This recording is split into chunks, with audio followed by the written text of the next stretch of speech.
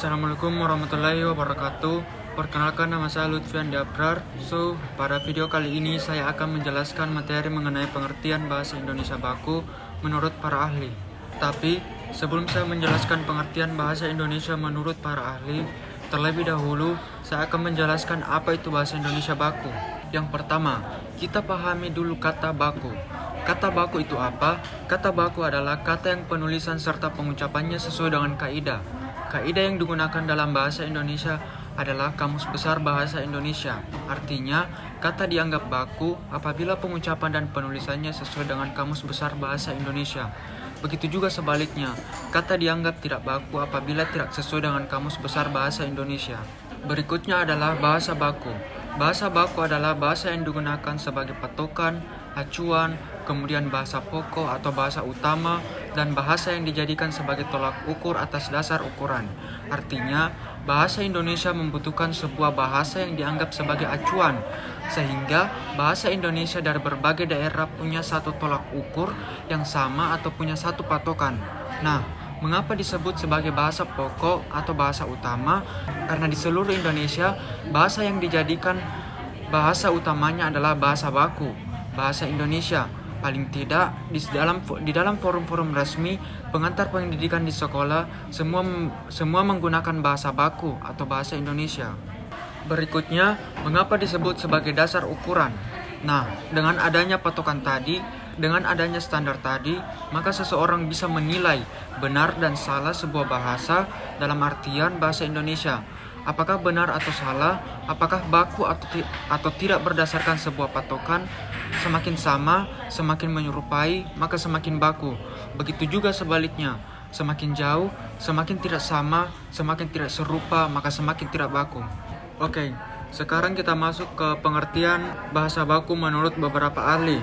Yang pertama, Halim pada tahun 1980 berpendapat bahwa bahasa baku adalah bahasa yang dilembagakan dan diakui oleh sebagian kelompok pemakainya sebagai bahasa resmi dan kerangka rujukan norma bahasa serta penggunaannya. Bahasa baku sebagai kerangka rujukan memiliki norma dan kaidah yang dijadikan tolak ukur benar atau tidaknya penggunaan bahasa. Sedangkan bahasa tidak baku adalah bahasa yang tidak dilembagakan dan cenderung menyimpang dari norma bahasa baku. Selanjutnya, ahli yang kedua bernama Dietmar pada tahun 1967 mendefinisikan bahwa bahasa baku sebagai ragam ujaran dari satu masyarakat, bahasa yang disahkan sebagai norma keharusan bagi pergaulan sosial atau kepentingan dari berbagai pihak yang dominan dalam masyarakat itu. Pengesahan ragam tersebut dilakukan dengan mempertimbangkan nilai yang didorong oleh sosial politik. Dan ahli yang ketiga bernama Hartman and Stork tahun 1972 memberikan pengertian bahasa baku sebagai ragam bahasa yang secara sosial lebih sering diinginkan dan dikaitkan pada ujaran pihak-pihak yang berpendidikan baik di dalam maupun di sekitar pusat kebudayaan atau politik masyarakat tersebut.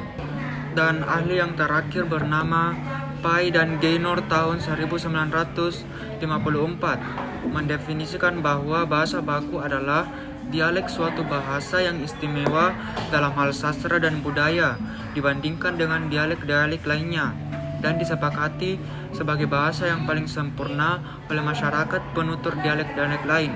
Jadi, inti dari pembahasan tadi adalah bahasa tidak dapat dipisahkan dengan manusia, sebab bahasa merupakan alat bagi manusia untuk berinteraksi. Bahasa Indonesia mempunyai sebuah aturan yang baku dalam penggunaannya. Namun dalam prakteknya, kita sering menggunakan kata non-baku. Hal tersebut dipengaruhi oleh faktor lingkungan. Faktor ini mengakibatkan daerah yang satu berdialek berbeda dengan dialek di daerah yang lain. Walaupun bahasa yang digunakan sama yaitu bahasa Indonesia, saat kita mempergunakan bahasa Indonesia perlu diperhatikan situasi dan kondisinya. Cukup sekian pembawaan materi mengenai pengertian bahasa baku dan pengertian bahasa baku menurut para ahli dari saya. Kalau ada salah kata atau pembawaannya masih kurang, saya minta maaf. Saya menyadari bahwa dalam pembuatan video ini masih banyak kekurangan, maka kritik dan saran konstruktif saya harapkan dari kalian semua yang menonton video ini. Semoga video ini dapat bermanfaat bagi kita semua. Sekian, Assalamualaikum warahmatullahi wabarakatuh.